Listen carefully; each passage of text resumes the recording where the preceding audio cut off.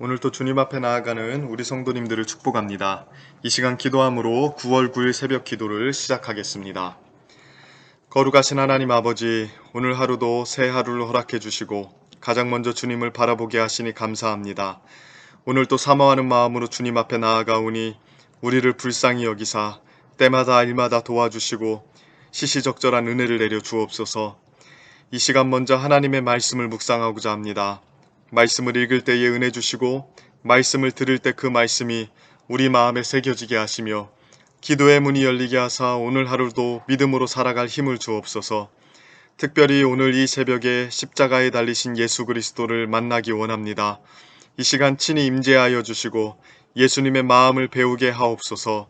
오늘 하루도 예수님처럼 말하고 생각하며 살게 하사 더욱더 예수님을 닮아가는 복된 하루가 되게 하옵소서. 이 시간 우리 대전중앙교회와 우리의 모든 성도들에게 복 내려주시기를 구합니다. 우리의 기도를 들으사 우리 교회를 힘있게 하여 주시고 모든 성도들의 삶을 붙잡아 주옵소서. 또한 성도들의 마음과 생각을 지켜주사 가정마다 일터마다 평안케 하옵소서. 선한 데 지혜롭고 악한 데는 미련하게 하시며 남에게 대접받고자 하는 대로 먼저 남을 대접하게 하시고 오늘 하루도 오직 하나님을 기쁘시게 하는 인생을 살게 하옵소서. 이 시간 우리 성도들의 가정과 사업장과 자녀들을 주님의 손에 올려드리오니 주님께서 능하신 오른손으로 붙잡아 주사 범사에 형통케 하시고 만나는 모든 사람들에게 축복의 통로로 쓰임받게 하옵소서. 우리 인생에 복을 주시는 예수 그리스도의 이름으로 기도드립니다. 아멘. 이 시간 하나님께서 우리에게 주시는 말씀은 고린도전서 11장 11절부터 16절까지 말씀입니다. 고린도전서 11장 11절부터 16절까지 말씀을 우리 함께 같이 보도록 하겠습니다. 제가 읽겠습니다. 그러나 주 안에는 남자 없이 여자만 있지 않고 여자 없이 남자만 있지 아니하니라. 이는 여자가 남자에게서 난 것 같이 남자도 여자로 말미암아 났음이라. 그리고 모든 것은 하나님에게서 났느니라. 그러므로 너희는 스스로 판단하라. 여자가 머리를 가리지 않고 하나님께 기도하는 것이 마땅하냐. 만일 남자에게 긴 머리가 있으면 자기에게 부끄러움이 되는 것을 본성이 너희에게 가르치지 아니하느냐. 만일 여자가 긴 머리가 있으면 자기에게 영광이 되나니 긴 머리는 가리는 것을 대신하여 주셨기 때문이니라. 논쟁하려는 생각을 가진 자가 있을지라도 우리에게나 하나님의 모든 교회에는 이런 관례가 없느니라. 아멘. 고린도전서 11장은 교회 역사 속에서 많은 논쟁이 되었던 본문입니다. 특별히 오늘날 더욱 그러한데 고린도전서 11장이 교회 안에서 여성의 지위와 관련된 문제를 다루고 있기 때문입니다. 오늘날 여성 인권의 문제가 사회의 예민한 문제로 대두되고 있고 자연스럽게 교회 안에서 여성의 지위와 역할에 대한 문제는 많은 사람의 관심이 되어 왔습니다. 특별히 한국교회가 지나치게 남성 위계 중심의 문화를 가진다고 느낀 사람들은 이러한 본문 자체를 비난하거나 현대식으로 재해석해야 한다고 주장을 합니다. 그러나 우리는 이 본문이 하나님 백성의 공동체에 존재하는 남녀 간의 아름다운 질서를 아주 잘 보여주는 것을 알아야 합니다. 우선 11장의 내용이 주요 대상으로 삼고 있는 게 고린도 교회 안에는 여성이라는 걸 주목해 봤으면 합니다. 사도 바울은 남성을 대상으로 이야기하고 있지 않고 여성을 대상으로 이야기하고 있습니다. 특별히 여성의 행실을 제어하는 것 같은 내용으로 이야기하고 있죠. 왜 여성을 향해 이러한 이야기를 하고 있는 것입니까? 이유는 간단합니다. 이미 고린도 교회 안에 여성의 위상이 상당히 높아져 있었기 때문입니다. 여성의 지위가 여전히 낮았다면 이렇게 행실을 제어하는 권면이 나오지도 않았을 것입니다. 고린도 교회처럼 여성의 지위가 높아져 있는 사회 공동체, 당시에는 굉장히 파격적인 모습이었을 것이 분명합니다. 당시 문화는 기본적으로 남성 중심의 문화였습니다. 여성과 아이들이 사회 안에서 차지하는 위치가 굉장히 낮았습니다. 그러나 교회 안에서는 달랐던 것이죠.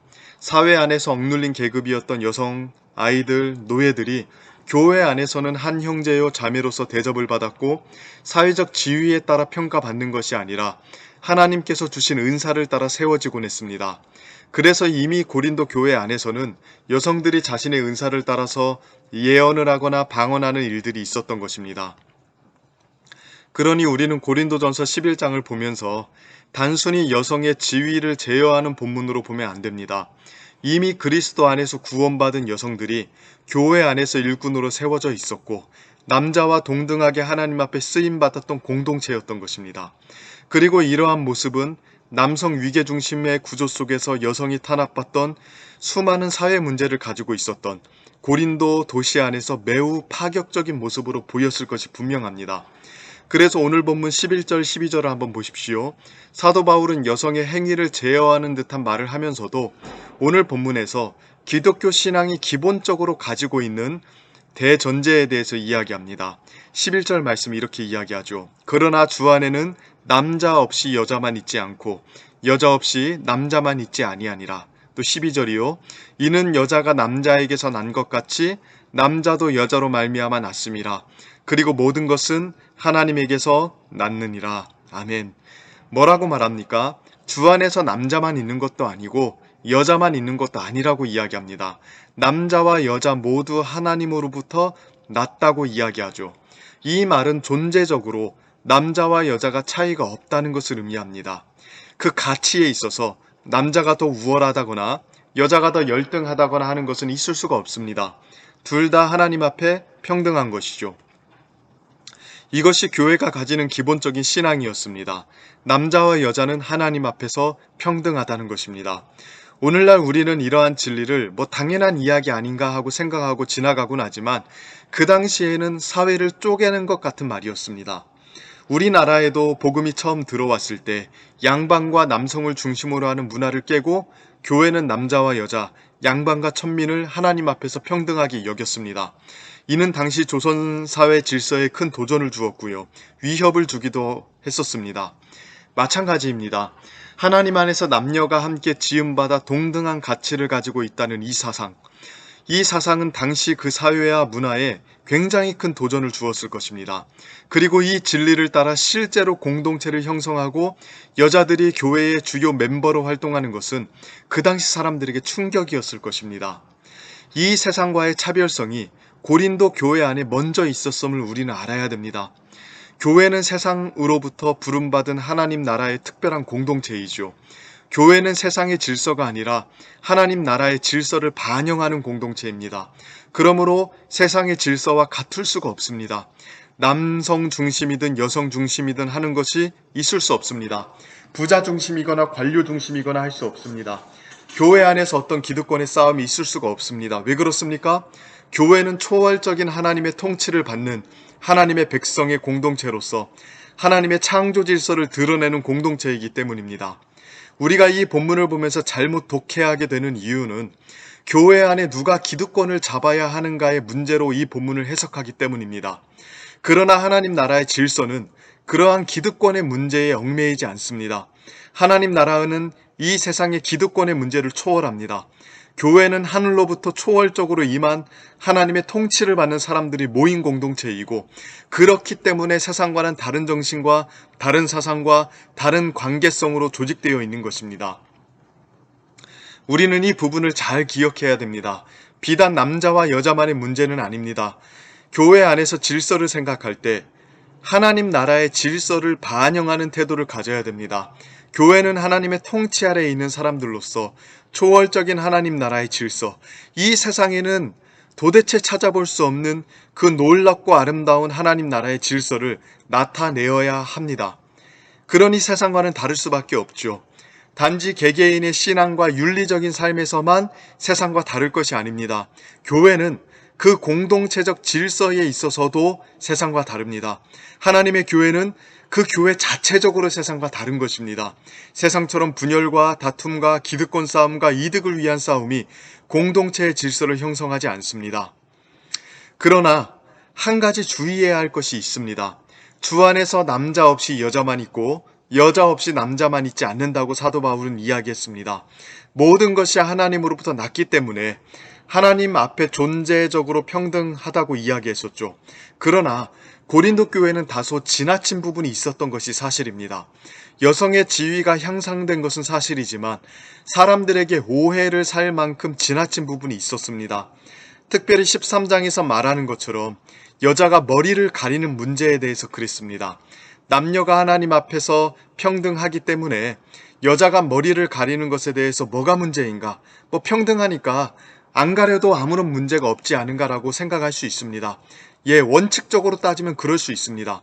그러나 당시 사회에서는 이 문제가 많은 오해를 불러일으킬 수 있었습니다. 1세기 말 비두니아 본토 총독이었던 플라니가 로마 황제 트라이아누스에게 쓴 편지를 보면 자신이 붙잡은 그리스도인들에 대해서 난처해야 하는 내용이 있습니다. 편지의 내용이 이렇습니다. 제게 일단의 그리스도인들이 붙잡혀 왔습니다. 그들이 새벽부터 모여서 그리스도라는 자에게 찬송을 하고 자기들끼리 예배하고 종교의식을 갖는데 제게 잡혀온 죄목은 이들이 남녀 혼음을 하고 아이들을 제사한다는 것입니다. 그런데 제가 이들을 문초해 보니까 고발 내용은 사실이 아닌 것 같습니다.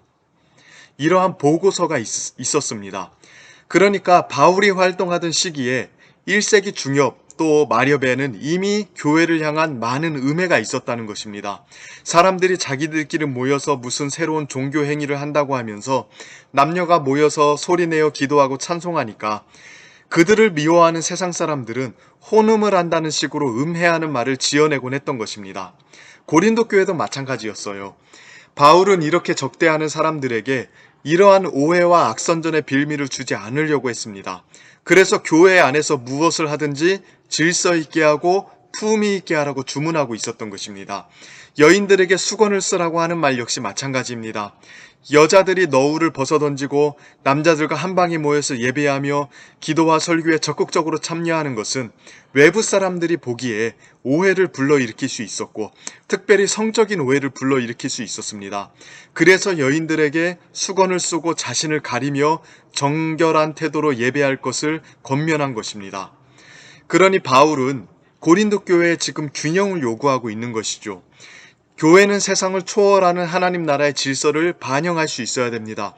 그러나 동시에 그 하나님 나라의 질서를 훼손하지 않는 범위 안에서 교회는 세상 속에 우리가 가진 신앙의 아름다움을 잘 드러낼 수 있어야 됩니다. 불필요한 오해를 야기하지 않도록 지혜롭게 우리의 신앙을 세상 속에 풀어낼 수 있어야 한다는 것입니다. 비단 남녀 간의 문제뿐만이 아니라 다양한 문제에 대해서도 하나님 나라의 본질을 나타내는 문제가 아니라면 우리는 세상 속에서 교회의 복된 모습을 어떻게 지혜롭게 풀어낼 수 있을지를 고민하며 나아갈 필요가 있습니다. 세상에 잘 보이기 위해서 우리가 가진 고유의 모습, 그 본질적인 모습을 잃어버리면 안 됩니다. 그렇게 되는 것은 세속화되는 것입니다. 그러나 우리가 가진 선한 것이 오해를 불러일으켜서 우리의 신앙의 본질마저도 오해하게 하지 않도록 조심해야 될 필요가 있습니다. 그러므로 우리는 하나님 나라의 본질적인 질서를 붙잡아서 세상과 다른 모습을 보이는 것과 동시에 세상 속에 하나님의 백성의 공동체의 복된 모습을 잘 풀어내는 지혜, 이 두 가지를 균형 있게 잡고 있어야 됩니다. 이 두 가지를 균형 있게 잘 갖추고 있을 때 이 세상 속에서 굳건한 하나님 나라 공동체로 세워지게 될 것입니다.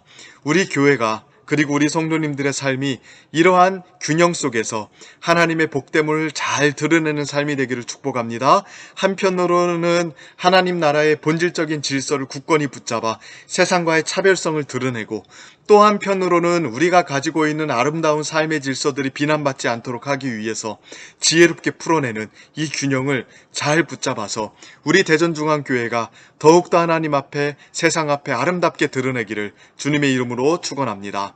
기도하겠습니다. 살아계신 하나님 아버지, 우리를 이 세상에 영광스러운 주의 교회로 모이게 하시고 하나님 나라의 아름다운 질서를 나타내며 살아가게 하시니 감사합니다. 우리가 하나님 말씀의 통치를 받아서 주께서 다스리시는 복된 질서를 나타내어 세상이 흠모할 만한 공동체가 되게 하여 주시기를 원합니다. 뿐만 아니라 우리에게 지혜를 주셔서 이 세상 앞에 우리가 가진 선한 것이 비난받지 아니하며 그리스도 안에 있는 풍성함을 더 잘 드러낼 수 있도록 도와주옵소서. 오늘 하루를 살아가는 우리 성도들을 말씀으로 붙잡아 주시고 이 세상 속에서 하나님의 풍성함을 잘 드러낼 수 있는 지혜를 주셔서 하나님께도 인정받고 세상 앞에 칭찬받는 성도들 되게 하여 주옵소서. 모든 것을 감사드리며 예수 그리스도의 이름으로 기도드립니다. 아멘. 매주 수요일은 특별히 우리 교회 교육부서와 다음 세대를 위해서 기도하는 날입니다. 이 시간 기도하실 때에 주여 우리 교회 모든 교육부서들을 살려주시사 은혜 충만하게 하여 주옵소서. 교육부를 섬기는 모든 사역자들과 교사들 위해 성령으로 기름 부어 주옵소서. 우리 자녀들을 다음 세대를 이끌어갈 하늘의 지도자로 사용하여 주옵소서. 이렇게 기도해 주시고 계속해서 담임 목사님을 위해서 기도해 주시고 함께 동역하시는 장로님들과 교역자들이 사랑으로 하나 되어 온 교회가 성령으로 충만한 가운데 부흥의 역사를 이루게 해달라고 기도해 주시기를 바랍니다. 교육부서와 다음 세대를 위해서 합심으로 기도하신 후에는 자유롭게 기도하시면 되겠습니다. 이 시간 함께 기도함으로 하나님 앞에 나아가겠습니다.